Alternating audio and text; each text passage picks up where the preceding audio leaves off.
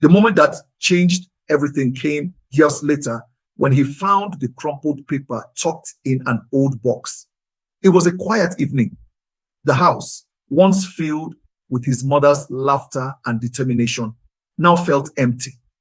He missed her every day since she had passed. But this moment felt like she was right there with him again. Chike had been searching for an old photograph of her, one he wanted to carry with him for an important event the next day. But instead, he found this note, folded and yellowed with time. As he unfolded it, the words stopped him cold. Your son is incapable of learning the trade. He lacks skill, focus, and discipline. Keeping him here is a waste of time and a threat to our reputation. He sat down on the edge of the bed, his hands shaking as he read it again. Tears filled his eyes. He had always believed he was special, someone destined for greatness, because that's what his mother told him. But this note was proof that others didn't see him that way. He remembered the day it happened as if it were yesterday. He was just a 10-year-old boy then. His mother had worked so hard to get him into a local craftsman's workshop. It wasn't easy. She barely made enough money to keep food on the table. But she believed that if her son learned a trade, he could escape the hard life they were living. The craftsman was strict, and Chike struggled to keep up. He made mistakes, lots of them, and the other apprentices teased him. During breaks, the boys would mimic his mistakes, pretending to drop gears or break tools while others laughed.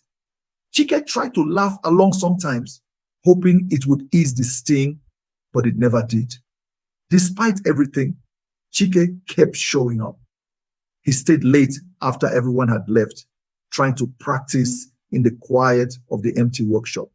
But even then, things went wrong. His fingers weren't steady enough, and his attempts often ended in frustration. He thought about giving up many times, wondering if the boys were right, if he just wasn't cut out for this. One afternoon, the craftsman called his mother to the shop. She arrived quickly, her face tired from the day's work. Chike wasn't allowed in the room, and he was so curious to know, but the door was shut at him. The craftsman's words were harsh. Your boy is no good for this. He doesn't have the skill or the focus. I can't keep him here. It's bad for my reputation. She didn't say much. She just nodded and took the folded note the craftsman handed her. Then she walked out, holding her son's hand tightly. Chike's heart sank out of curiosity, seeing the note in his mother's hand. He wanted to cry, but he held it in, hoping it was not as bad as he imagined. The walk home was silent. Chike kept glancing at her, wondering what the note said and why she looked so sad. When they got home, she sat him down on their worn couch. She opened the note and stared at it for a long time. Tears filled her eyes, but when she spoke, her voice was calm and full of love. They don't deserve you, she said, folding the note and placing it aside. They can't see how special you are, my son. They're afraid of your greatness. That's why they sent you away. Her words confused him at first. He knew he wasn't great. He couldn't even finish a simple task at the workshop. But the way she said it made him believe her. You're meant for bigger things, she continued. One day, you'll show the world what you can do. From that day on, everything changed. Mary didn't know much about trades or crafts, but she didn't let that stop her. Instead, she became Chike's greatest support and motivator. In the evenings, after her long day cleaning houses, she would sit with him and encourage him to try different things. When Chike brought home broken tools or old items neighbors had discarded, she didn't know how to fix them, but she encouraged him to figure it out. Take your time, Chike. Look at it closely. You'll see how it works, she would say.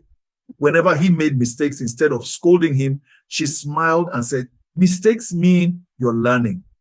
Try again. She created an environment where Chike felt safe to experiment, to fail, and to try again. and slowly he started to figure things out.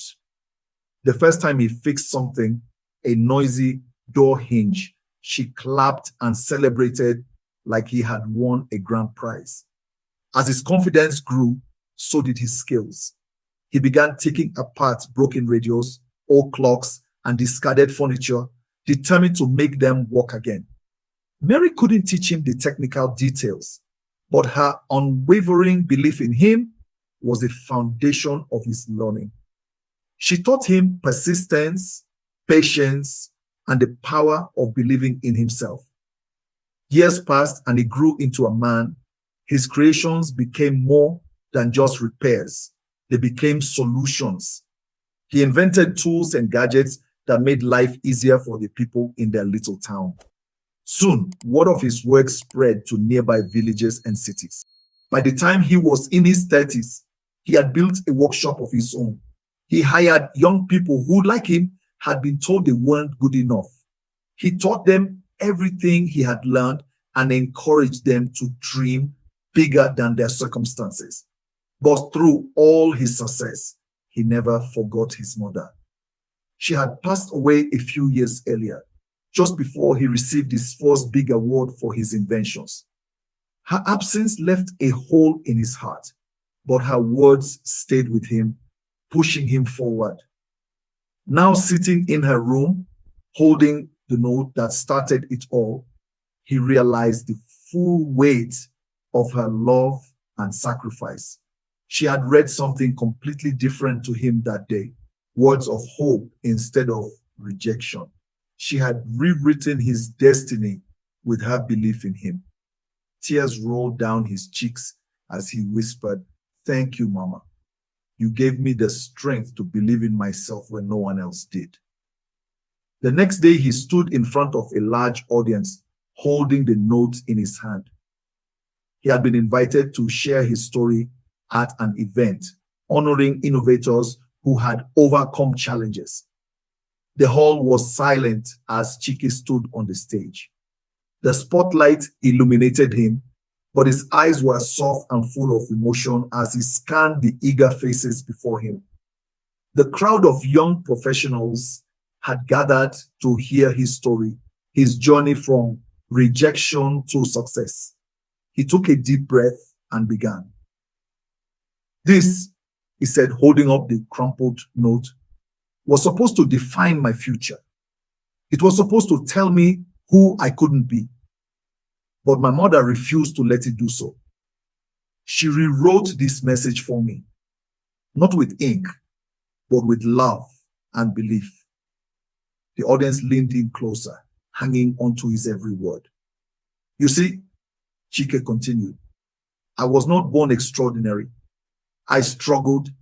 I failed more times than I can count. People laughed at me. They doubted me. And if I'm honest, I doubted myself. But every time I fell, my mother was there. She didn't fix things for me. She didn't have all the answers, but she gave me something far more important: hope." He paused for a moment, letting the words sink in. "I want you to remember this," he said, his voice steady and clear. "Your mistakes are not your end. They are your beginning. Each failure is a lesson, a step forward. When you're struggling, it's easy to think, I'm not good enough. But let me tell you something my mother taught me. The world doesn't decide your worth.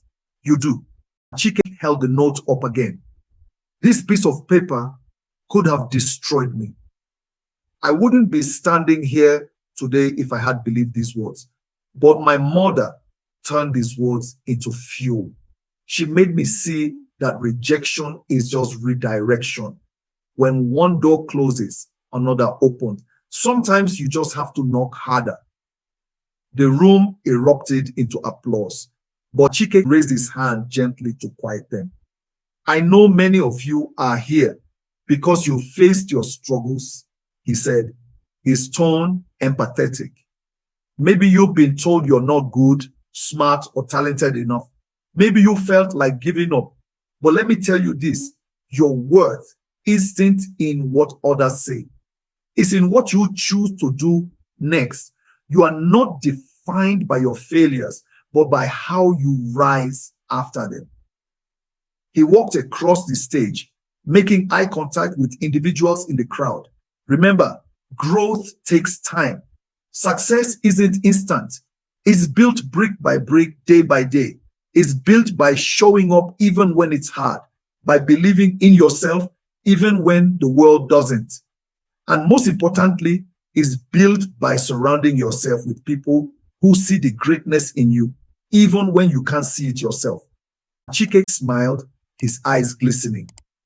My mother is no longer here, but her belief in me lives on.